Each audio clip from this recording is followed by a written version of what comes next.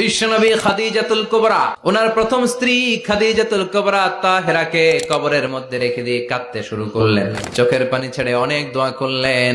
দোয়া শেষে সব সাহাবারা ঘরে ফিরে যায়, বিশ্বনবী যায় না।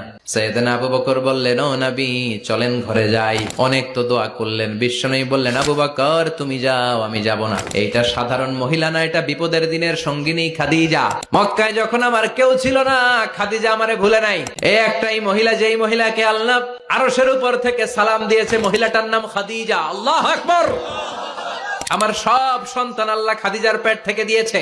ফাতেমাতুজ জোহরা খাদিজার মেয়ে, জাইনাব খাদিজার মেয়ে, উম্মে কুলসুম খাদিজার মেয়ে, রুকাইয়া খাদিজার মেয়ে, আবুল কাসেম বিশ্বনবীর ছেলে খাদিজার ছেলে, আব্দুল্লাহ যাকে তাইয়্যিব এবং তাহের নামে আমরা চিনি, সেও খাদিজার ছেলে। সুবহানাল্লাহ।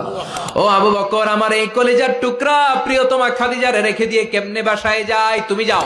এখনই মুনকার নাকির এসে খাদিজারে প্রশ্ন করবে, আমি দেখবো খাদিজা উত্তর দিতে পারে কিনা। আর প্রশ্নের উত্তর যদি ভুল করে ফেলে, কবরের উপর থেকে আমি নিজে প্রশ্নের উত্তর দিয়ে দেব।